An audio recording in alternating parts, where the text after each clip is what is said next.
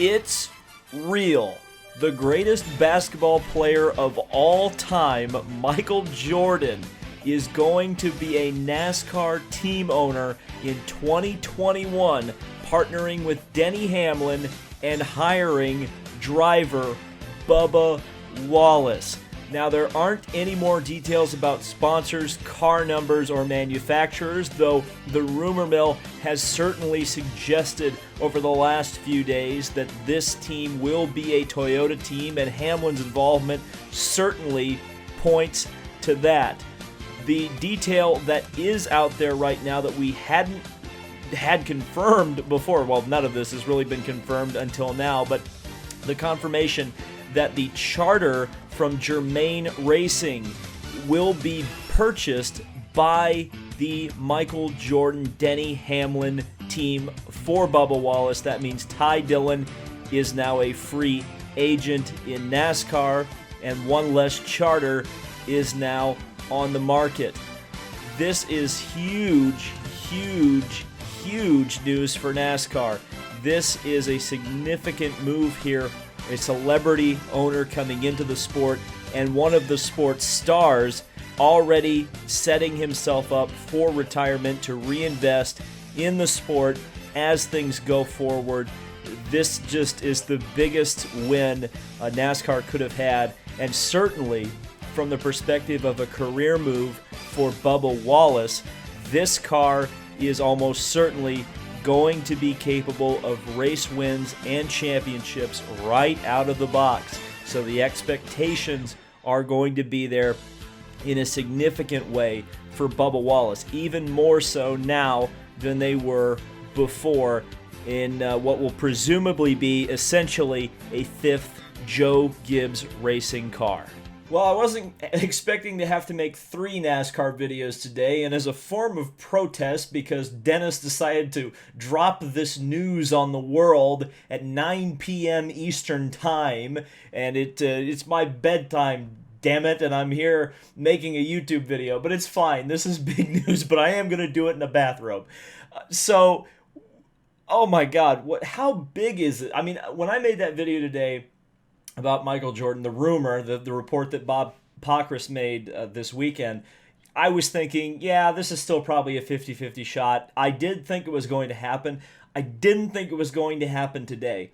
There's so many significant things to talk about here. Many of the things I already talked about in this morning's video. I'll try to cover some of it here, but obviously go back and watch that video for a little bit more analysis, and subscribe while you're over there. Just hit 50,000 subscribers. So happy for that.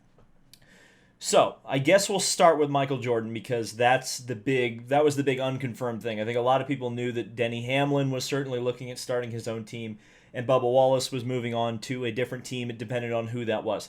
Michael Jordan, obviously greatest basketball player of all time, at least as we stand right now. LeBron James may have something to say about that before the end of his career, but as we stand right now, greatest of all time. And here's the thing. Michael Jordan is an absolute marketing genius. Marketing genius. And that's what's so exciting about this. Because if Michael Jordan puts his full weight behind this team, you're not going to, I think already most people don't, or most people know Bubba Wallace's name. But if they don't know Bubba Wallace's name, they're probably going to know him here. Especially if Nike gets involved in this and the whole marketing machine behind Nike gets behind Bubba Wallace. Watch out. This is another important thing that's been brought up, is that Michael Jordan is the first majority black team owner since Wendell Scott back in the 30s, or the 50s, sorry. And Wendell Scott is the only current black racing driver to win in NASCAR. So maybe that's some sort of an indication about what Bubba Wallace's future holds.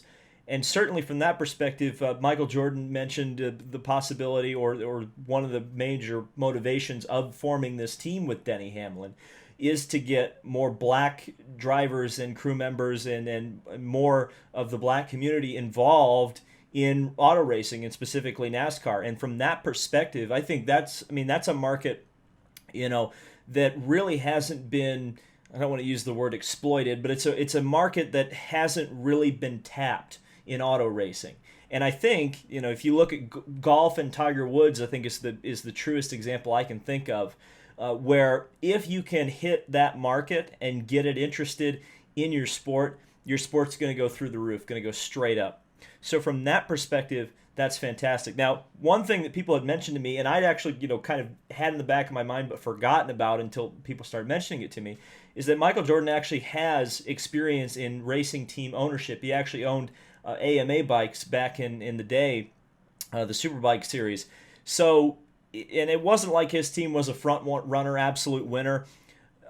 I wonder, and again, I don't know too much about bike history, so as far as I'm aware, Jordan wasn't really associated with someone who knew how to run a racing team. That's where Denny Hamlin comes in. And that's where I think the success or failure of this team is really going to lie. How involved is Denny Hamlin going to be? How much talent does he have for team ownership? What are which decisions is he going to make personnel-wise? And are those decisions going to be ones that get that team to the front of the field? Certainly, I think there's no reason not to believe that it's true that there's going to be Joe Gibbs equipment associated with that. That's one hurdle. Bubba Wallace, some people don't think he's very talented. I happen to believe that he is a very talented race car driver, and once he gets an opportunity in a car and a team that can get him into that upper echelon of the sport, I think he's going to show people that he is. But I would still describe it from an objective standpoint. Going with Bubba Wallace is a risk. You probably, if you wanted to start a team, the most surefire, absolute winner right out of the box is probably Kyle Larson. But potential-wise, and certainly monetary-wise, sponsorship-wise, Bubba Wallace was the clear choice in some ways as well. So I don't know, man. This is a crazy, crazy news story. It's actually, even though it's been so long rumored and a badly kept secret, so to speak, it's still hard to believe that this is true. Certainly celebrities have been involved in racing before. I'm not pretending like this is something new. I think back to Paul Newman, even before that, James Garner, even sports stars, really. I mentioned the Hall of Fame racing team. That was Terry Bradshaw and Jimmy Johnson, the other Jimmy Johnson, and a few other guys. Dan Marino was associated with the NASCAR team at one point. Joe Montana was associated with Ganassi Racing at one point. So this isn't unique in any stretch of the imagination, but Michael Jordan, the Jordan brand, just all of that aura, the number 23, which almost certainly is the number that Bubba Wallace is about to adopt for this racing team. All of that stuff has such an aura around it. There's going to be a lot of hype in Daytona next year, next February. There's going to be a lot of question marks, a lot of people, a lot of eyes on this team.